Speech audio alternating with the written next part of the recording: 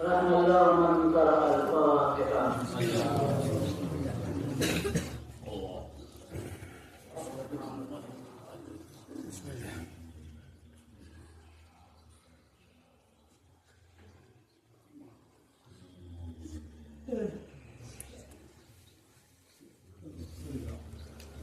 لا حول ولا قوة إلا بالله العلي العظيم.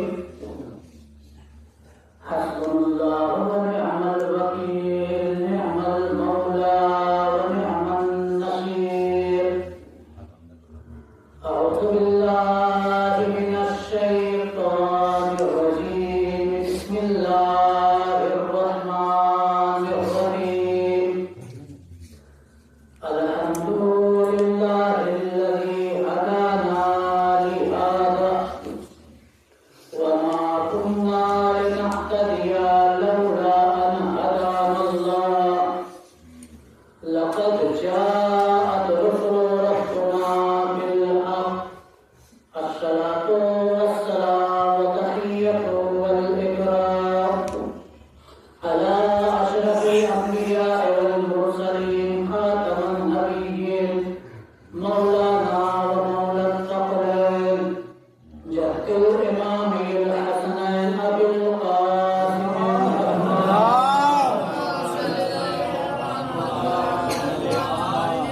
وعلى أهل بيته الطيبين الطاهرين المعصومين المظلومين المنتخبين المنتجبين، ولعنة الله على أعدائهم أجمعين من الآن إلى قيام يوم الدين. أما بعد، فقد قال الله تبارك وتعالى في محكم كتابه المجيد، وهو أصدق الصادقين وقوله الحق. بسم الله الرحمن الرحيم. كل من عليها فان ويبقى وجه ربك ذو الجلال والإكرام. صلى الله عليه وسلم. اللهم صل على محمد وعلى محمد. آپ نے جو گزارش ہے کہ مرتبہ سورہ الحمد اور 3 مرتبہ سورہ توحید کی تلاوت کروا کر مرحوم محمد سلیم ابن اسرار حسن کو اصال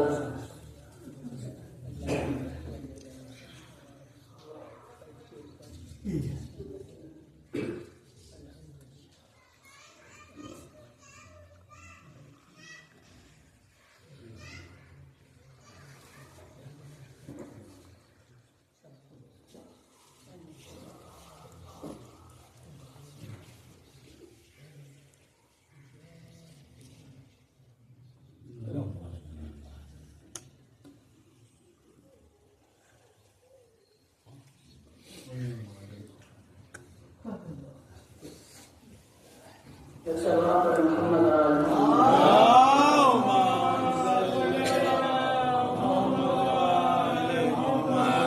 عزیزان محترم، شیعان حیدر برقرار اور بزرگان ملت، موت ایک اٹل حقیقت کا نام ہے جسے کسی بھی مذہب کا آدمی جھٹلا نہیں سکتا. آپ دنیا کے کسی بھی کونے پر چلے جائیں، مختلف لوگ ملیں گے آپ کو اور مختلف بحث وغیرہ کرتے ہوئے ملیں گے. اگر آپ کسی سے توحید کے بارے میں بات کریں تو بالکل یہی کہیں گے کہ ہم اللہ کی وحدانیت کو نہیں مانتے. اگر آپ کسی سے نبوت کی بات کریں تو ممکن ہے ایسے لوگ بھی مل جائیں جو یہ کہتے ہوئے ملیں گے کہ ہم نبوت کو نہیں مانتے.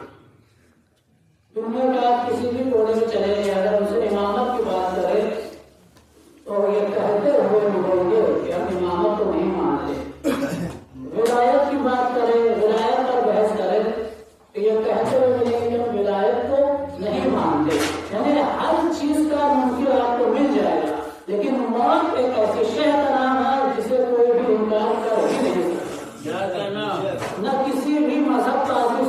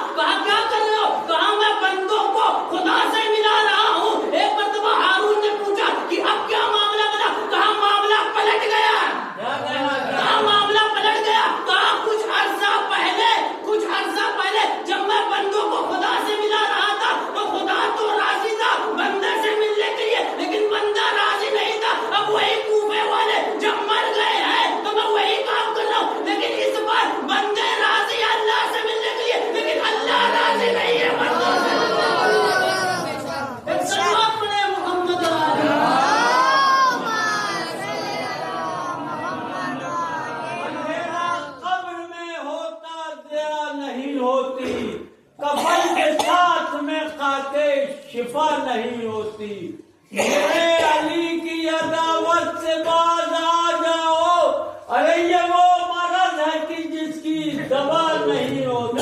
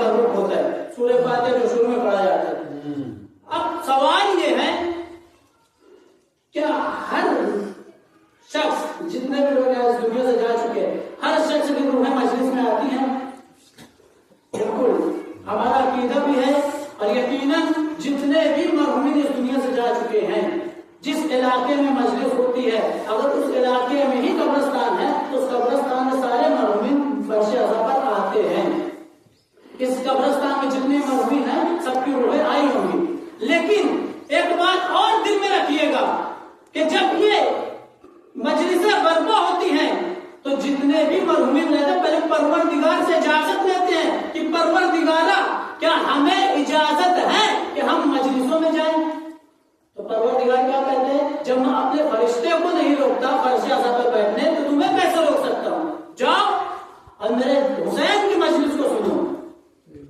ہوتا کیا ہے کہ جب روحیں آتی ہیں تو کچھ روحیں تو فرش اعظم تک آتی ہیں، بیٹھتی بھی ہیں، لیکن کچھ روحیں جو امام بالا میں داخل نہیں ہو پاتی، کچھ روحیں جو باہر کھڑی رہتی ہے، کچھ روحیں کچھ دوروں پر کھڑی رہتی ہے. یہ لوگ چاہتے ہیں کہ فرش اعظم پر آئے اور بیٹھے، لیکن ان کے قدم آگے نہیں بڑھتے. جو روحیں باہر کھڑی رہتی ہیں یہ چاہتے ہیں کہ یہ فرش اعظم پر آ کر بیٹھے، لیکن ان کے قدم رک جاتے ہیں، ان کے قدم جام ہو جاتے ہیں، ان کے قدم آگے نہیں بڑھتے. تو ایک مطلب پروردگار سے پوچھتے ہیں کہ اے پروردگارا، ہم چاہتے ہیں کہ فرش اعظم پر بیٹھے، لیکن ہمارے قدم آگے کیوں نہیں بڑھ رہے؟ تو پروردگار جواب دیتا ہے اپنی زندگی میں تو فرش اعظم تک بیٹھے نہیں، مرنے کے بعد بھی اجازت نہیں کہ فرش اعظم پر جائے. تو یاد رکھیے گا یہ فرش اعظم کی عظمت ہے کہ زندگی میں فرش اعظم پر بیٹھو، ورنہ مرنے کے بعد تو پروردگار اجازت دے گا، لیکن زندگی میں جو جہاں کھڑا تھا، جہاں بیٹھا تھا، بس وہیں تک اجازت ہوگی. لہذا اب سنیے گا کہ پروردگار عالم ارشاد فرما رہا ہے کہ کل من علیہا فان، کہ اس دنیا میں جتنی بھی چیزیں ہیں سب کے سب فانی ہیں، سب کو فنا ہونا ہے. وَيَبْقَى وَجْهُ رَبِّكَ ذُو الْجَلَالِ وَالْإِكْرَامِ. سورہ رحمان قرآن مجید تو 55 نمبر کا سورہ ہے اور اس کی آیت نمبر 25 اور 26 ہے. مرحوم کی احسان ثواب کی مجلس ہے. جب مرحوم اس دنیا سے چلا جاتا ہے تو ہم کیا کرتے ہیں؟ تلقین پڑھتے ہیں. تلقین کے بعد جو ہے سورہ فاتحہ پڑھی جاتی ہے. سورہ فاتحہ کے بعد کیا کرتے ہیں؟ 7 مرتبہ ان انزلنا کی تلاوت کرتے ہیں. قبر میں انگلیوں کو دھسا کر.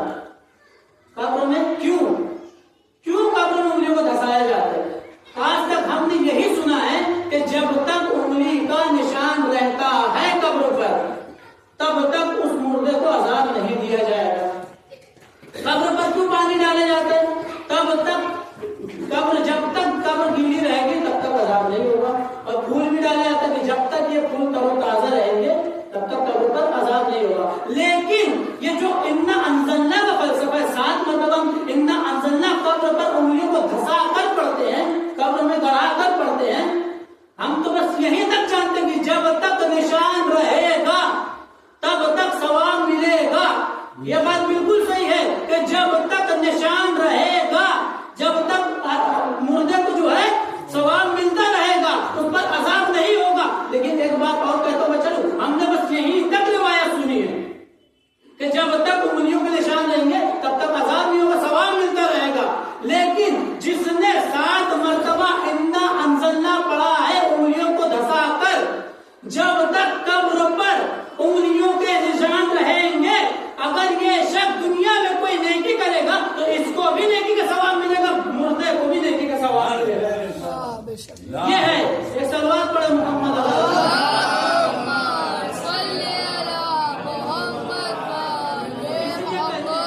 اسی لیے کہتے ہیں کہ انگلیوں کو دھسا قبرستان میں صرف سورہ فاتحہ نہ پڑھو، بلکہ انگلیوں کو گڑھا کر، انگلیوں کو دھسا کر 7 مرتبہ سورہ فاتحہ کی تلاوت کرو. اس لیے کہ جب تک آپ یہ انگلیوں کے نشان جب تک رہیں گے، آپ جو بھی نیکی کریں گے آپ کو بھی ثواب ملے گا، آپ کے مرحوم کو بھی ثواب ملے گا. اب سنیے گا سب سے بڑی نیکی کون سی ہے مرحوم کے لیے؟ کہ ہم مرحوم کے لیے کیا کریں؟ مجلس سے بڑی کوئی نعمت نہیں ہو سکتی. مجلس سے بڑی کوئی، ہم مجلس بھی کراتے ہیں، قبرستان جا کر فاتحہ پڑھتے ہیں، قبرستان جا کر جو ہے نازلے کی تلاوت کرتے ہیں، اور نہ جانے بہت سے لوگ جو ہے صدقہ جاریہ بھی کرتے ہیں. مرحوم کے نام پہ کوئی گھر بنا دیا، کوئی مسجد بنا دیا، کوئی قرآن شریف رکھ دیا تاکہ مرحوم کو ثواب ملتا رہے. اب سنیے گا کہ سب سے بڑا ثواب مرحوم کے لیے کہ جس کی وجہ سے کتنا بھی گنہگار رہے مرنے والا، اللہ تعالیٰ اس کو بخش دیتے. اب وہ ایسا کون سا عمل ہے؟ سنیے گا کہ ہمارے 10ویں امام علی تک علیہ السلام ارشاد فرماتے ہیں، 10ویں امام کا زمانہ ہے، علی کے چاہنے والے کا جو ہے انتقال ہو گیا. 10ویں امام کے حالت میں نہیں تھے، اس وقت بیمار تھے، روایت بتاتے بیمار تھے، اٹھ نہیں سکتے تھے بستر سے. تو 10ویں امام نے اجازت دی اپنے چاہنے والے علی ابن یقین، جو وہ اپنے وقت کے مجتہد تھے. 10ویں امام کا زمانہ تھا، اپنے وقت کے مجتہد علی ابن یقین. ان سے کہا کہ جاؤ نماز پڑھا دو میرے چاہنے والی. علی ابن یقین گئے، نماز پڑھا دی. اب جو مرحوم بن چکے تھے، تدفین کے بعد ان کے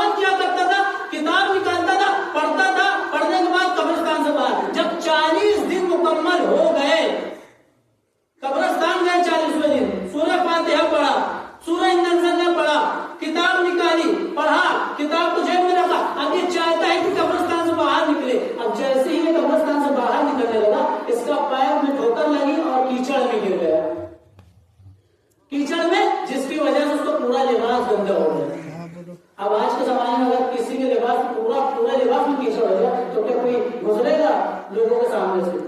اب یہ شخص جب گرا اس نے سوچا کہ مدینے کی گلیوں سے کیسے گزروں گا میں، کیونکہ میرا پورا لباس کیچڑ میں تر ہو گیا ہے، تو میں مدینے کی گلیوں سے کیسے گزروں گا. تو ایک مرتبہ اس نے ہمت کی، اٹھا اور مدینے کی گلیوں سے گزرنے لگا. تو 8 امام جو ابھی تک ان کی طبیعت خراب تھی بالکل صحیح اور سالم تھے اور اپنے اصحاب کے ساتھ گزر رہے تھے. 10ویں امام اپنے اصحاب کے ساتھ گزر رہے تھے. انہیں صحابیوں سے صحابی ہنسنے لگا اور ہنس کر کہنے لگا کہ دیکھو ان کے باپ ابھی مرے ہیں اور یہ کتنا گندا ہو کر گھوم رہا ہے. کیا کہا؟ ان کا باپ کا ابھی انتقال ہوا ہے اور کتنا گندا ہو کر گھوم رہا ہے. 8ویں امام نے خبردار خبردار اگر تم نے یہ جملہ کہا کہ کتنا گندا ہو کر گھوم رہا ہے، کیونکہ اس نے ایک ایسے نیکی کو انجام دیا ہے، اس نے ایک ایسی نیکی کو انجام دیا ہے کہ اگر مشرق سے لے کر مغرب تک، شمال سے لے کر جنوب تک جتنے بھی قبرستان ہیں، اگر ان کی نیکیوں میں سے تھوڑا تھوڑا مردوں کو دے دیا جائے تو پورے مردوں کی بخشش ہو سکتی ہے، پورا مردوں کی بخشش ہو سکتی ہے. اور 10ویں امام سے لوگوں نے پوچھا اے مولا اس نے کون سا انجام کو دیا؟ کہا یہ 40 دن تک سورہ فاتحہ بھی پڑھتا رہا اور سورہ فاتحہ کے بعد انا انزلنا بھی پڑھتا رہا اور انا انزلنا کے بعد اس نے اپنے باپ کا نائب بن کر زیارت عاشورہ کو بھی پڑھا ہے. زیارت عاشورہ کو بھی پڑھا ہے اور زیارت عاشورہ میں اتنی پاور ہے کہ دنیا میں جتنے بھی مشرق سے لے کر مغرب تک قبرستان ہے، شمال سے لے کر جنوب تک جتنے بھی قبرستان ہیں، اگر سب کا نائب بن کر کوئی پڑھ جائے تو سارے مردوں کی بخشش ہو سکتی ہے. لہذا 10ویں امام کہہ رہے ہیں کہ اپنے مرحوم کا نائب بن کر زیارت عاشورہ کو پڑھو، کیونکہ زیارت عاشورہ. اور 10ویں امام نے اپنے اصحاب سے یہ بھی پوچھا تھا کہ اس دنیا میں سب سے پاورفل چیز کیا ہے؟ تو 10ویں امام کو یہ جواب ملا موت. موت تو کوئی پاورفل ہو ہی نہیں سکتا، کیونکہ موت امیر کو بھی آتی ہے، غریب کو بھی آتی ہے، نازک کو بھی آتی ہے، لاغر کو بھی آتی ہے، طاقتور کو بھی آتی ہے. تو موت سے زیادہ پاورفل نہیں ہے. تو 10ویں امام مسکرائے اور کہا کہ اگر تم چاہتے ہو کہ موت سے بھی کوئی پاورفل چیز ہو تو اس دنیا میں ہمارے چاہنے والوں کے لیے زیارت عاشورہ ہے. کہ اگر چاہنے والا کتنا بھی گنہگار ہو، اگر اس کا نائب بن کر کوئی زیارت عاشورہ پڑھ دے تو اللہ تعالیٰ اس کی بخشش کر دیتا ہے. تو زیارت عاشورہ کو پڑھیے ضرور، اپنے مرحوم کا نائب بن کر پڑھیے، کیونکہ اس میں اتنی طاقت ہے کہ اگر گنہگار شخص بھی رہے. اور یہی وجہ ہے کہ زیارت عاشورہ پروردگار نے صرف خاص لوگوں کو عطا کیا ہے، صرف اپنے چاہنے والوں کو عطا کیا ہے کہ جو میرے اہل بیت کو چاہے گا انہی تک یہ زیارت پہنچے گی. تو لہٰذا زیارت عاشورہ اپنے مرحوم کے نام پہ پڑھیے، مرحوم کتنا بھی گنہگار کیوں نہ اللہ تعالیٰ اسے بخش دے گا. اب آئیے کیا کر رہے ہیں قرآن سورہ رحمان آیت نمبر 55، سورہ نمبر 55 آیت نمبر 25 اور 26. کلو من علیہا فان، کہ اس دنیا میں جتنی بھی چیز ہے سب کو فنا ہونا ہے. وَيَبْقَى وَجْهُ رَبِّكَ ذُو الْجَلَالِ وَالْإِكْرَامِ، اور اگر کوئی چیز باقی رہے گی تو تمہارے پروردگار کی عظمت و جلالت والا چہرہ باقی رہے گا. مختلف موضوعات پہ آپ سنتے رہتے ہیں کہ وہ چہرے سے مراد علی کا چہرہ، یقیناً تفسیر کرنے والوں نے وہ چہرہ علی دیا، لیکن یہاں پر میں مختلف روایت بتانے والا ہوں، ایک الگ روایت بتانے والا ہوں. لیکن یہ آیت سے پہلے آپ بہت سی ایسی آیت بھی سنتے رہتے ہیں جو مجلسوں پڑھتے ہیں، کلو نفس ذائقۃ الموت. سنتے ہیں کہ نہیں؟ قرآن مجید نے 3 مرتبہ اس آیت کی تکرار کی ہے، سورہ بقرہ میں، سورہ انبیاء میں، سورہ عنکبوت میں. کلو نفس ذائقۃ الموت، ہر نفس کو موت کا ذائقہ چکھنا ہے. بس سنتے ہیں کہ نہیں؟ 3 مرتبہ قرآن نے اعلان کیا، تکرار کیا 3 مرتبہ. لیکن یہاں پر نفس کی بات ہے، کلو نفس، ہر نفس کو ذائقۃ الموت، موت کا ذائقہ چکھنا ہے. اور سورہ رحمان میں کیا کہہ رہا ہے؟ کلو من علیہا فان، جتنی بھی چیزیں ہیں سب کو فنا ہونا ہے. تو نفس اور چیزیں الگ ہے. نفس سے مراد جو سانس لیتی ہے، بھائی انسان سانس لیتے ہیں، جانور سانس لیتے ہیں، یہ درخت جو بڑے ہو رہے ہیں یہ سانس لیتے ہیں، یہ آکسیجن چھوڑتے ہیں، تو سب کو موت آنی ہے. تو نفس کی بات ہے، یہاں کسی آنکھ کی بات نہیں ہے کہ یار آنکھ کو موت آئے گی، کیونکہ آدمی کی بینائی چلی جاتی ہے تب بھی زندہ رہتا ہے. یہاں کان کی بات بھی نہیں ہے کہ اگر آدمی بہرا ہو جائے تو مر جاتا ہے، نہیں، آدمی بہرا ہوتا ہے تو بھی زندہ ہوتا ہے. نفس کی بات نہیں ہے کہ کلو نفس ذائقۃ الموت، ہر نفس کو موت کا ذائقہ چکھنا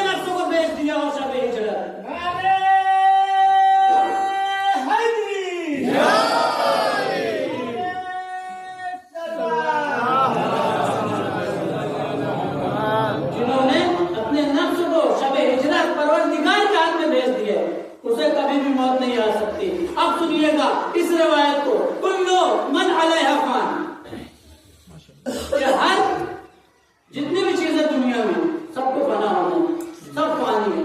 وَيَبْقَى وَجْهُ رَبِّكَ ذِو الْجَلَالِ وَالْإِكْرَامِ. اگر کوئی چیز باقی رہے گی تو تمہارے پروردگار کی عظمت اور جلالت والا چہرہ باقی رہے گا. عظمت اور جلالت والا چہرہ باقی رہے گا. تو ہم مسلمانوں کا عقیدہ کیا ہے؟ ہم مسلمانوں کا عقیدہ یہ ہے کہ پروردگار موجود ہے، لیکن نہ وہ جسم رکھتا ہے، نہ ہاتھ رکھتا ہے، نہ چہرہ رکھتا ہے، نہ آنکھ رکھتا ہے، نہ ناک رکھتا ہے، نہ کان رکھتا ہے، نہ سر رکھتا ہے، نہ بال رکھتا ہے، نہ جسم رکھتا ہے، نہ پیر رکھتا ہے، کچھ نہیں رکھتا. جب پروردگار عالم کا چہرہ ہی نہیں ہے تو پھر پروردگار عالم کا چہرہ کیسے باقی رہے گا؟ بھائی مسلمانوں کا یہی عقیدہ ہے نا کہ جب چہرہ پروردگار کا ہے نہیں تو وہ عظمت اور جلالت والا چہرہ کن کا باقی رہے گا؟ پانچویں امام سے پوچھا گیا کہ پروردگار عالم قرآن میں کہہ رہا ہے کہ ہر چیز فانی ہے، جب پروردگار عالم کا چہرہ ہی نہیں ہے تو پھر وہ کیسے کہہ رہا ہے کہ اگر کوئی چیز باقی رہے گی تو پروردگار عالم کا چہرہ باقی رہے گا؟ تو پانچویں امام نے جواب دیا کہ کیا تم علم العادات جانتے ہو؟ تم علم العادات جانتے ہو؟ بھائی ہر نام کا ایک عدد ہوتا ہے، ہر حرف کا عدد ہوتا ہے. جیسے علی کا 110 ہے، محمد کا 92 ہے، دونوں ملا دیا جائے تو 202 ہو جاتا ہے. فاطمہ الزہرا کا 135 ہے، حسن کا 118 ہے، حسین کا 128 ہے. ہر نام کا ایک عدد ہوتا ہے کہ نہیں؟ اللہ کا 66 ہے، بسم اللہ کا 786 ہے. تو ہر نام کا، ہر حروف کا ایک عدد ہوتا ہے. تو پانچوں امام نے کہا تم علم العدد کو جانتے ہو؟ اس نے کہا ہاں جانتا ہوں. تو کہا اب پڑھو آیت، پروردگار کیا کہہ رہا ہے؟ کہا پروردگار کہہ رہا ہے کہ ہر چیز فانی ہے، وَيَبْقَى وَجْهُ رَبِّكَ ذُو الْجَلَالِ وَالْإِكْرَامِ. لیکن اگر کوئی چیز باقی رہے گا تو تمہارے پروردگار کا عظمت اور جلالت والا چہرہ. تو کہا وجہ میں کتنے حروف ہے؟ بھائی چہرہ تو عربی میں وجہ کہتے ہیں، وجہ اللہ علی کو کہتے ہیں کہ نہیں؟ کہا وجہ میں کتنے حرف ہے؟ تو اس نے کہا 3. کہا کون سے؟ کہا واو جیم ہے. کہا واو کے کتنے عدد ہیں؟ کہا واو کے کتنے عدد ہیں؟ اس نے کہا 6. کہا جیم کے کتنے؟ کہا 3. کہا 6 اور 3 کتنے ہوئے؟ کہا 9. کہا ہے کے کتنے حروف کتنے عدد ہیں؟ اس نے کہا 5. کہا 9 اور 5 کتنے ہوئے؟ کہا 14. کہا بس وہ 14 مہینے پہلے کا چہرہ باقی رہے گا، باقی سب فانی ہے.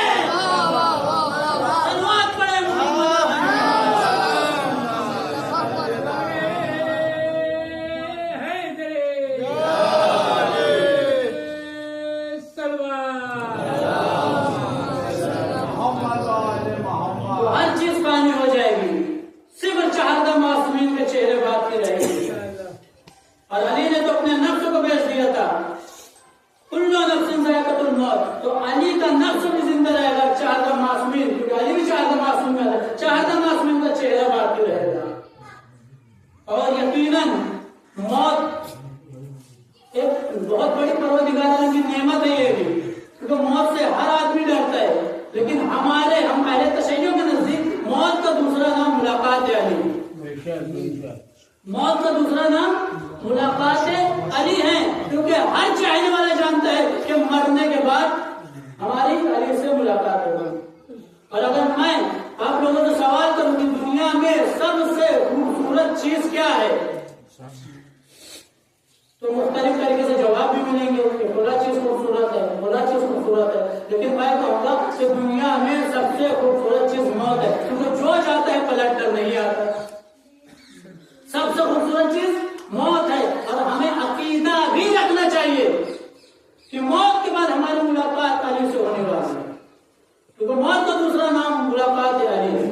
یقیناً موت سے ہمیں ڈرنا بھی نہیں چاہیے. اور گھر والوں کو تو یہ دکھ ہوتا ہے، یہ زمانے سے ہمارے ساتھ تھے لیکن آج چلے گئے، ایک زمانے سے ہمارے ساتھ تھے لیکن آج رخصت ہو گئے. لیکن آپ انہی مرحوم کو روایت کے جملے کہ 3 دن سے زیادہ سوگ نہ آنا، کیونکہ 3 دن کی اجازت شریعت ہوتی ہے. 3 دن کے بعد اگر آپ سوگ نہ آ رہے ہیں تو مرحوم کو اذیت ہوتی ہے. اس لیے کہ پانچویں امام کو پتہ اگر اس مرحوم کو زندہ کر دیا جائے، اس مرحوم کو اگر زندہ کر دیا جائے تو تم سے ملاقات کرنے کی خواہش بھی نہیں رکھیں گے. کیا وجہ ہے؟ اس لیے کہ اگر اس مردے سے پانچوں میں فرماتے اس مردے ہی سے پوچھا جائے کہ ہم نے تمہیں زندہ کر دیا، جو मुर्दा यही जवाब देगा, नहीं मैं अपने घर वालों से नहीं मिलूंगा। क्यों, क्या वजह ये है कि यहाँ पर उन्हें खाकी चेहरा देखना पड़ेगा, वहां पर उन्हें नूरानी चेहरा देखने मिल रहा है।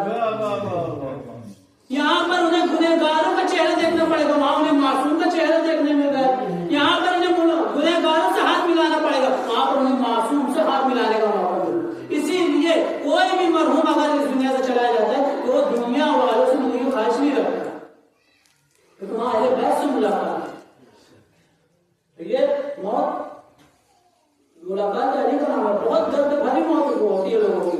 आप बहुत सारे अपने जनाजे देखे, बहुत सारे अपने जनाजे देखे, लेकिन जितने भी जनाजे, मैं अपनी भी बात कर रही हूँ, यहाँ पर मैंने बहुत सारे जनाजे पढ़ाए, लेकिन जितने भी जनाजे मैंने पढ़ाए हैं सबके सर भी सलामत थे, सबके हाथ भी सलामत थे, सबके पैर भी सलामत थे, लेकिन एक पहला ऐसा जनाजा था कि जिनके सिर्फ हड्डियां बाकी, परवरदिगार किसी भी औलाद के मजहब